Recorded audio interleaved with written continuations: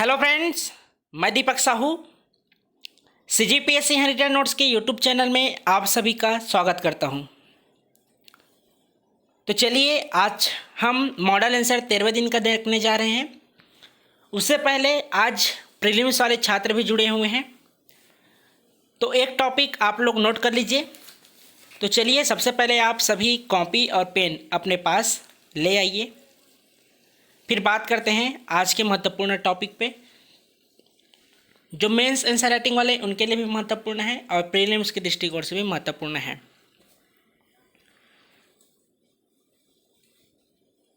तो हमारे जितने भी छात्र इंजीनियर हैं उन्हें इंजीनियर्स डे की बहुत बहुत बधाई है। घबराने की कोई बात नहीं है, आप लोग बिंदास बताया कीजिए कि इंजीनियर हैं, चाहे बीए किए रहें, बीएससी किए रहें या अदर कोई सभी आपके पास डिग्री हो, सब बेरोज़गार हैं। इंजीनियर हो, चाहे बीए वाले हो, बीएससी वाले हो या अदर आपके पास जो भी डिग्री हो। तो आप सभी को पता है कि भारत में प्रतिवर्ष 15 सितंबर को अभियंता दिवस अर्थात इंजीनियर्स डे के रूप में मनाया जाता है। इसी दिन भारत के महान अभियंता एवं भारत रत्न कौन है जी? इंजीनियर वाले, जिनका जन्मदिन मनाया जाता है 15 सितंबर को। बताइए, इंजीनियर वाले जिनको भी पता है बताइए कि कौन अभियंता हैं जिन्हें भारत रत्न भी प्राप्त हुआ है, जिनके जन्मदिन को अभियंता दिवस के रूप में मनाया जाता है। तो वो है मोक्षगुंडम विश्वेश्वरैया। याद रखेंगे, मोक्षगुंडम विश्वेश्वरैया जी के जन्मदिन को 15 सितंबर आज अभियंता दिवस के रूप में मनाया जाता है। इन्होंने ही आधुनिक भारत की रचना की और भारत को एक नया रूप दिया है। याद रखेंगे, इन्होंने इंजीनियरिंग के क्षेत्र में समर्पण भारत के लिए बहुत ही योगदान था। तो ये स्पेशल 15 सितंबर इंजीनियर्स डे वालों के लिए, चाहे आपके पास जो भी डिग्री हो, पुनः बोल रहा हूँ, बीए, बीएससी, एमबीए, इंजीनियर्स सभी एक ही हैं, जो सब बेरोज़गार हैं। तो चलिए जिस टॉपिक पे आज बात करने वाले हैं वह है संयुक्त राष्ट्र संघ। तो टॉपिक डालिए आप सभी, संयुक्त राष्ट्र संघ। देख लीजिए, ये मेंस के लिए भी महत्वपूर्ण टॉपिक है संयुक्त राष्ट्र संघ। सबसे पहले लिखिए स्थापना, नोट कर लीजिए, आप लोग का काम आएगा। प्रतिदिन इसी तरह हम एक टॉपिक आपको लिखवाएंगे जो एग्ज़ाम के दृष्टिकोण से महत्वपूर्ण रहेगा। तो आप सभी 9 बजे इसी समय एक कॉपी और पेन लेकर प्रतिदिन आइएगा। जो एग्ज़ाम में पूछे जाएंगे केवल उसी पे बात करेंगे। तो स्थापना लिख लीजिए 24 अक्टूबर 1945। ऊपर लिख लिए संयुक्त राष्ट्र संघ, स्थापना लिखिए 24 अक्टूबर 1945। प्रारंभ में शामिल देश लिखिए 50। लिखिए प्रारंभ में शामिल देश 50। उसके नीचे लिखिए पहला सम्मेलन सैन फ्रांसिस्को। पहला सम्मेलन सैन फ्रांसिस्को। उसके नीचे लिखिए वर्तमान सदस्य देश। तो संयुक्त राष्ट्र संघ के वर्तमान सदस्य देश हैं 193। लिख लीजिए वर्तमान सदस्य देश 193। उसके नीचे लिखिए वर्तमान महासचिव।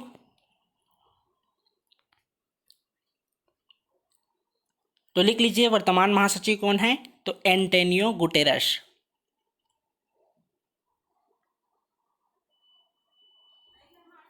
ये आपके वर्तमान महासचिव हुए एंटोनियो गुटेरस। उसके नीचे लिखिए आधिकारिक भाषाएं कितने हैं संयुक्त राष्ट्र संघ में जिसका उपयोग किया जाता है? तो आधिकारिक भाषाएं हैं 6। 6 भाषा का नाम लिख लीजिए।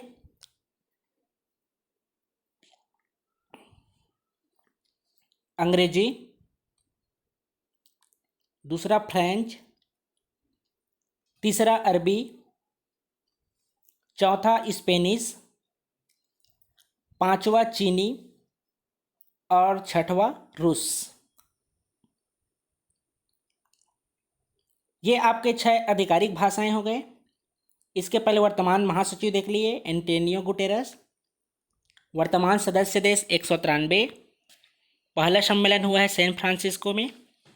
स्थापना कब हुआ है? 24 अक्टूबर 1945। तो यहाँ पर कौन कौन से मुद्दे हैं जिनके बारे में चर्चा परिचर्चा की जाती है, उसके बारे में भी लिख लीजिए। नीचे लिखिए प्रमुख मुद्दे।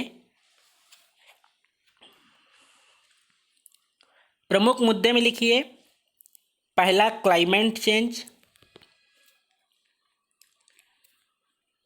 दूसरा वैश्विक मुद्दे, तीसरा वैश्विक स्वास्थ्य संगठन, ऑब्लिक देख के लिख लीजिए वैश्विक स्वास्थ्य संकट। ये आपके 3 हो गए। चौथा लिखिए आतंकवाद से मुकाबला। चौथा हुआ आतंकवाद से मुकाबला। पांचवा लिखिए अंतर्राष्ट्रीय सुरक्षा और छठवां लिखिए आर्थिक विकास। ये आपके प्रमुख मुद्दे हुए जहां संयुक्त राष्ट्र संघ में चर्चा परिचर्चा की जाती है। नीचे लिखिए संयुक्त राष्ट्र संघ के संरचना में कौन कौन से अंग शामिल हैं। तो नीचे लिखिए संयुक्त राष्ट्र संघ के संरचना।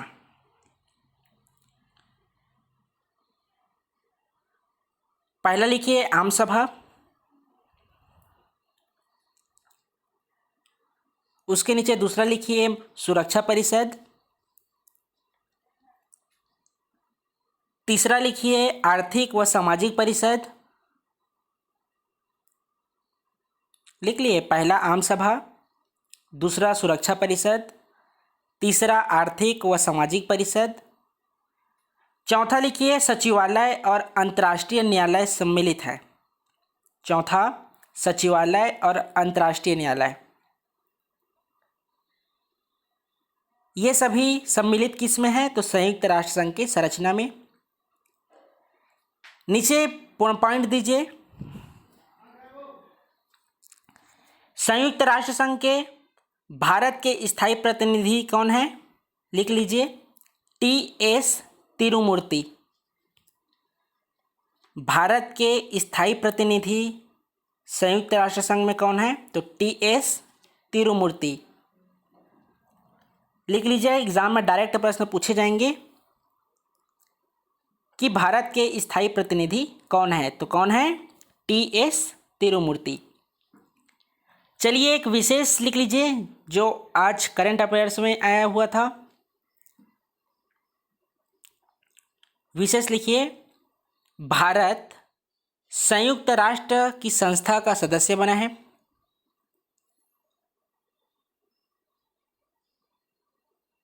लिख लीजिए भारत संयुक्त राष्ट्र संघ जो संस्था है उसका सदस्य बना है, जिसमें चीन सीट पाने में नाकाम रहा है। चीन को इसका सदस्यता प्राप्त नहीं हुआ है, भारत को सदस्यता प्राप्त हुआ है। तो याद रखेंगे भारत के स्थायी प्रतिनिधि कौन है? तो टी.एस. तिरुमूर्ति।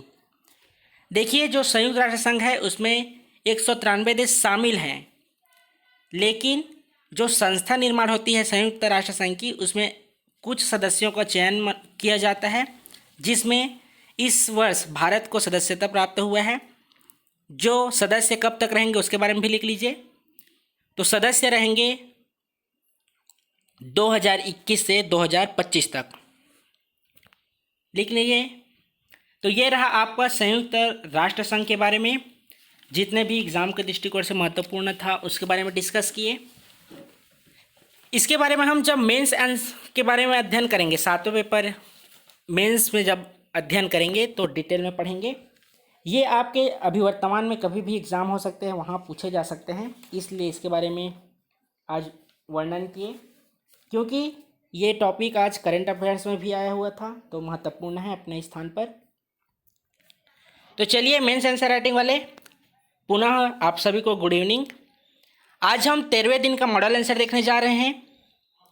तो आप साथ ही साथ जो नोट्स बनाए हैं उसको निकाल लीजिए और चेक कीजिए कि आपने कहाँ गलती की है। आपका आंसर राइटिंग का फीडबैक मेगा टेस्ट में ही दिया जाएगा, बाकी शेष दिनों में आपको मॉडल आंसर से चेक करना है। जो नए छात्र हैं उन्होंने भी अच्छा प्रयास किए हैं प्रारंभ से ही। पहले आप सभी को बताया गया था कि आप जितना जानते हैं उसके बारे में उतना ही लिखिए, अपने मन से बिल्कुल भी कुछ मत लिखिए। इसका असर आज हो रहा है। जो नए छात्र थे पहले कुछ भी जनश्रुति के अनुसार, इनके अनुसार, उनके अनुसार लिख लेते थे, लेकिन आज केवल तथ्यों पर ही अपना PDF सेंड करते हैं। तो देखता हूँ मैं किन्हीं किन्हीं छात्रों का, तो वहाँ अच्छा मेंस आंसर राइटिंग देखने को मिल रहा है। कुछ ही दिनों में सभी सीख जाएंगे। नए बैच वाले आप लोग भी पूछते रहते हैं कि सर प्रश्न कहाँ आता है, किस में आता है, हमें पता नहीं चलता, किस में सेंड करना है ये पता नहीं चलता। तो देखिए, आप सभी को बता दूं कि प्रातः 9 से 10 बजे के बीच आपको वीडियो के माध्यम से आपके व्हाट्सएप ग्रुप में पहले लिंक भेजा जाता था, अब नहीं भेजा जाएगा। आपका भी दायित्व बनता है कि चैनल को सब्सक्राइब कर लीजिए। प्रतिदिन सुबह 9 बजे आपको नोटिफिकेशन मिल जाएगा, इसलिए आप बेल आइकन को भी क्लिक करके रखिए ताकि समय पे आपको पूरी जानकारी मिल जाए। तो समझ लीजिए 9 से 10 सुबह इसके बीच में आपको प्रश्न मिल जाएगा वीडियो के माध्यम से। दिन भर आपको समय मिलेगा लिखने के लिए, जिसका PDF बनाकर 6 से 7 बजे के बीच आपको ग्रुप में सेंड करना है। इसका मॉडल आंसर इसी समय रात्रि 9 से 10 बजे के बीच मिल जाएगा। तो चैनल को सब्सक्राइब कर ही लीजिए। कल से हम ग्रुप में, किसी भी ग्रुप में, जितने भी मेंस ग्रुप है वहाँ हम लिंक शेयर नहीं करेंगे। तो नए छात्र आप लोग चैनल को सब्सक्राइब करके बेल आइकन को भी क्लिक कर लीजिए ताकि समय पे आपको पूरी जानकारी मिल जाए। और नए छात्र आप सभी को बता दूं कि जब आप PDF ग्रुप में सेंड करेंगे तो PDF में अपना नाम जरूर लिखा कीजिए ताकि आपकी लिखी हुई आंसर का फीडबैक मेगा टेस्ट को जरूर मिलेगा। तो अभी से आप प्रैक्टिस कीजिए कि आप हर प्रतिदिन PDF में अपना नाम उल्लेखित कीजिए। आज का पहला प्रश्न था, छत्तीसगढ़ के कलचुरियों के पृष्ठभूमि के बारे में बताइए। प्रश्न पहला था कि छत्तीसगढ़ के कलचुरियों के पृष्ठभूमि के बारे में बताइए। तो देख लीजिए इसका आंसर, छत्तीसगढ़ के कलचुरियों के पृष्ठभूमि के बारे में। उत्तर, छत्तीसगढ़ में कलचुरी वंश का वास्तविक संस्थापक कलिंग राज को माना जाता है। कलचुरी शासकों ने एक शक्तिशाली राज्य की स्थापना की जो लगभग 9वीं शताब्दी तक जारी रहा। एक बार और देख लीजिए, छत्तीसगढ़ में कलचुरी वंश का वास्तविक संस्थापक कलिंग राज को माना जाता है। कलचुरी शासकों ने एक शक्तिशाली राज्य की स्थापना की जो लगभग 9वीं शताब्दी तक जारी रहा। यह मुख्यतः त्रिपुरी के शासक थे जिन्होंने यहां शासन स्थापना करने के पूर्व विभिन्न आक्रमण किए थे, परंतु कलचुरी सत्ता का स्थापना का श्रेय कलिंग राज को दिया गया, जिसने तुम्माड़ को राजधानी बनाकर इस क्षेत्र में कलचुरी सत्ता स्थापित की। विभिन्न कालक्रमों में कलचुरी वंश की राजधानी क्रमशः तुम्माड़, रतनपुर, छुरीकोस गई थी। इसके अलावा रायपुर की लाहौरी शाखा ने खल्लारी को राजधानी बनाया था। ये आपका पहला प्रश्न था, छत्तीसगढ़ के कलचुरियों के पृष्ठभूमि के बारे में बताइए। तो इसका मॉडल आंसर देख लीजिए कि छत्तीसगढ़ में कलचुरी वंश का वास्तविक संस्थापक कलिंग राज को माना जाता है। कलचुरी शासकों ने एक शक्तिशाली राज्य की स्थापना की जो लगभग 9वीं शताब्दी तक जारी रहा। यह मुख्यतः त्रिपुरी के शासक थे जिन्होंने यहाँ शासन स्थापना करने के पूर्व ही विभिन्न आक्रमण किए थे, परंतु कलचुरी सत्ता का स्थापना का श्रेय कलिंग राज को दिया गया, जिसने तुम्माड़ को राजधानी बनाकर इस क्षेत्र में कलचुरी सत्ता स्थापित की। विभिन्न कालक्रमों में कलचुरी वंश की राजधानी क्रमशः तुम्माड़, रतनपुर, छुरीकोस गई थी तथा रायपुर की लाहौरी शाखा ने खल्लारी को राजधानी बनाया था। ये आपका पहला प्रश्न। दूसरा प्रश्न था आज का,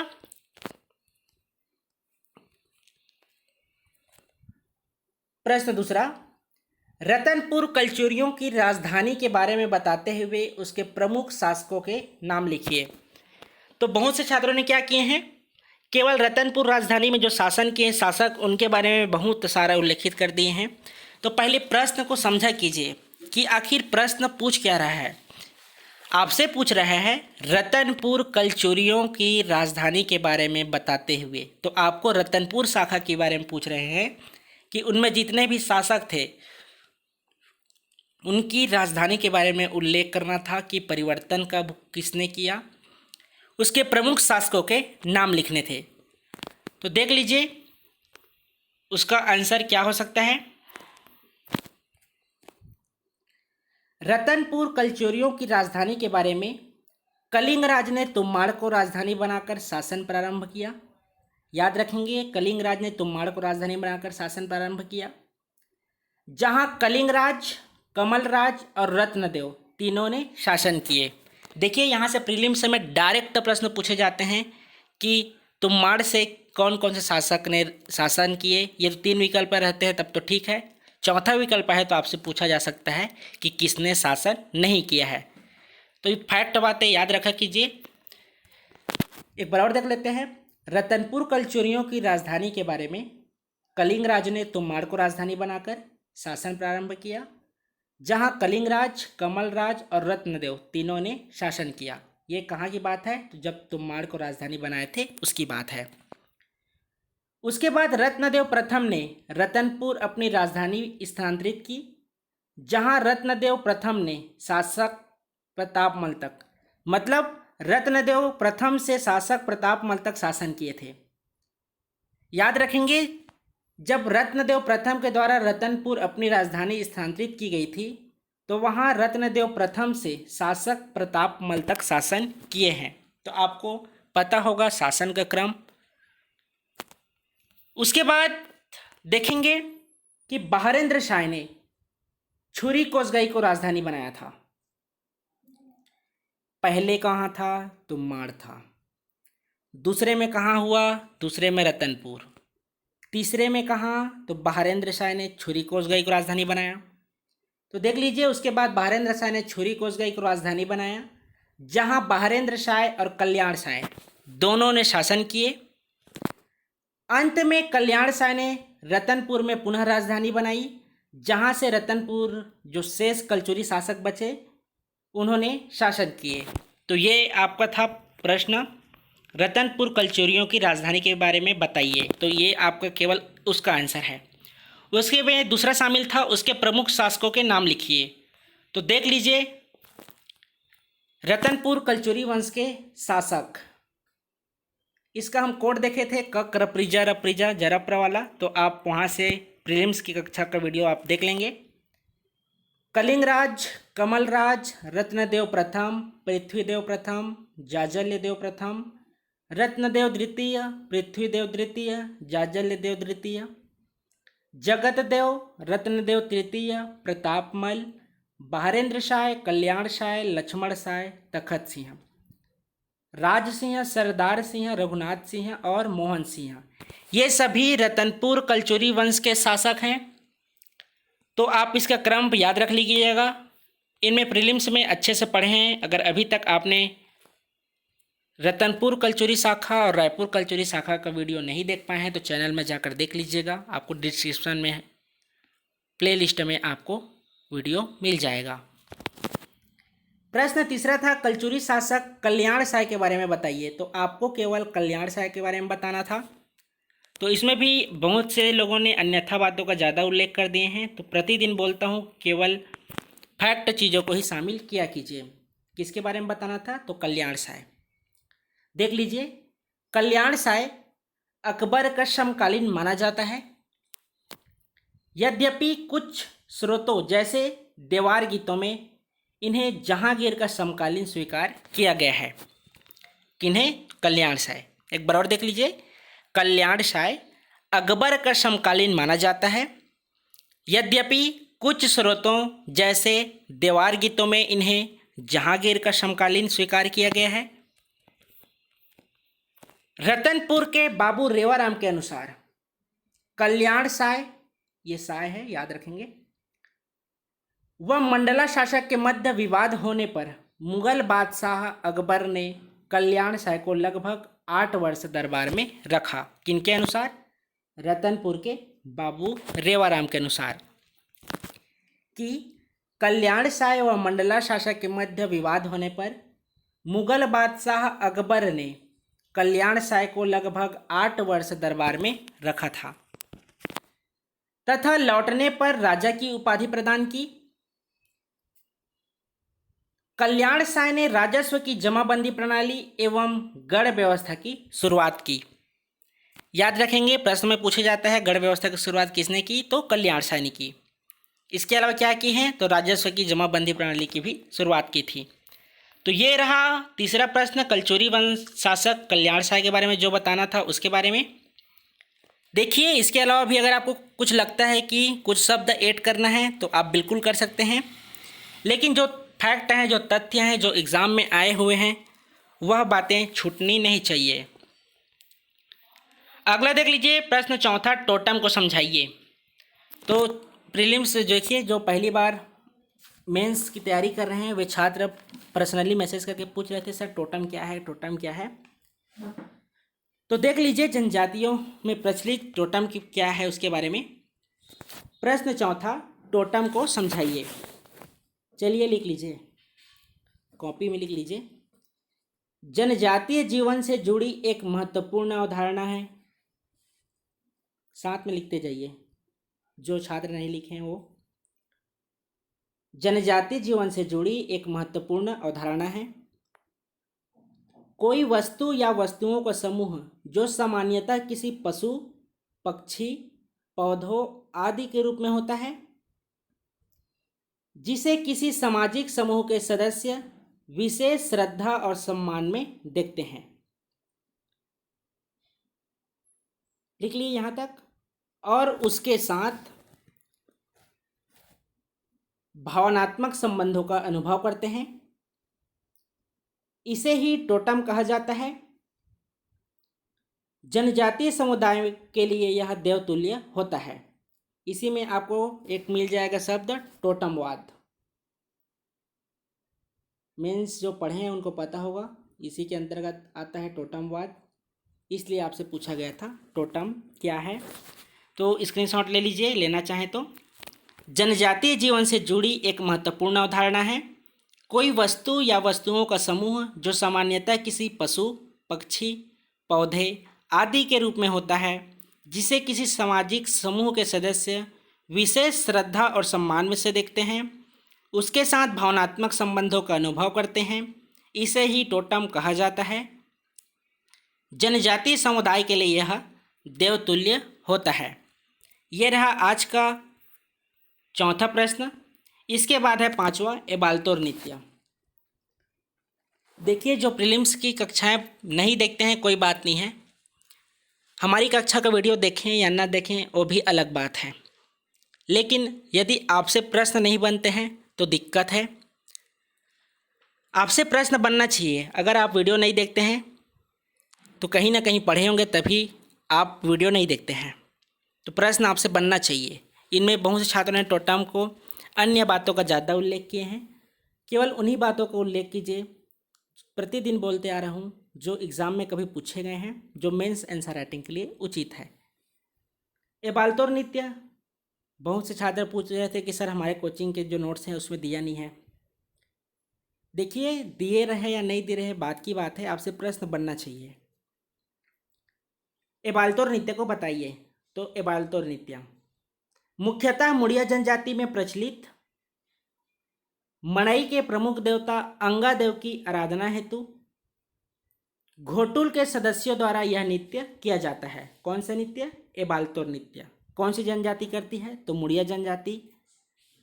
तो कब किया जाता है? तो मड़ई के प्रमुख देवता अंगादेव की आराधना हेतु घोटुल के जो सदस्य होते हैं उनके द्वारा यह नृत्य किया जाता है। इस नृत्य का आयोजन मड़ई के अवसर पर किया जाता है। याद रखेंगे, कौन से देवता? तो अंगादेव की आराधना हेतु। कौन सा सदस्य? तो घोटुल के सदस्य। जनजाति कौन सा? तो मुड़िया जनजाति। अवसर कब? तो मड़ई के अवसर पर। ये आपके एबाल्तोर नृत्य के बारे में। आज का अंतिम प्रश्न था जनजातियों के कार्य को बताइए। तो देख लीजिए जनजातियों के कार्य, प्रश्न 6वां।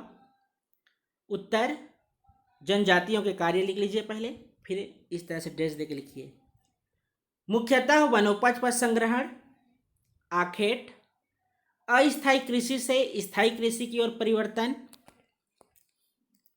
इसके अलावा अलग अलग जनजातीय समुदाय के लोगों के कार्य भिन्न भिन्न होते हैं, जिसमें बांस का बर्तन बनाने का कार्य कमार, बिरहोर, धनवार और कंडरा जनजाति द्वारा, छिंद पत्ते से चटाई व टोकरी बनाने का कार्य शिकार जनजाति द्वारा, कोयला खोदने का कार्य कोल जनजाति द्वारा, जबकि भूमि खोदने का कार्य कोरकू जनजाति द्वारा किया जाता है। देख लीजिए आप लोग प्रीलिम्स में ये डायरेक्ट प्रश्न आप पढ़े हैं, इसको मेंस आंसर राइटिंग में इस तरह से लिखना था। सेवा का कार्य भद्रा जनजाति द्वारा, कृषि कार्य हल्बा जनजाति के द्वारा, कंवर जनजाति के द्वारा सैन्य कार्य किया जाता है। इसी प्रकार लौह शिल्प कला का कार्य अगरिया जनजाति के द्वारा किया जाता है। पालकी ढोने का कार्य खड़िया जनजाति द्वारा किया जाता है। तो ये रहा आज का प्रश्न पहला से प्रश्न 6वां तक का मॉडल आंसर। कल के लिए टॉपिक आप सभी को सुबह या रात में भेज दिया जाएगा। पुनः बोल रहा हूँ, कल से हम आपके ग्रुप में लिंक शेयर नहीं करेंगे कि प्रारंभ हो चुका है कि नहीं हो चुका है, जाकर देख लीजिए। ये सभी जवाबदारी आपकी है। आप चैनल को सब्सक्राइब करके बेल आइकन को क्लिक कर लीजिए ताकि आपको समय पे पूरी जानकारी मिल जाए। प्रतिदिन बोलते आ रहे हैं। तो मिलते हैं कल एक नई वीडियो के साथ, नए प्रश्नों के साथ और नए सॉल्यूशन के साथ। प्रतिदिन हम शुरुआत में 5 मिनट प्रीलिम्स को भी ध्यान में रखते हुए किसी एक टॉपिक पर डिस्कस करेंगे जो उस दिन का मुद्दा रहेगा। तो वीडियो को लाइक कीजिए, कमेंट कीजिए और अपने दोस्तों के बीच अधिक से अधिक शेयर कीजिए।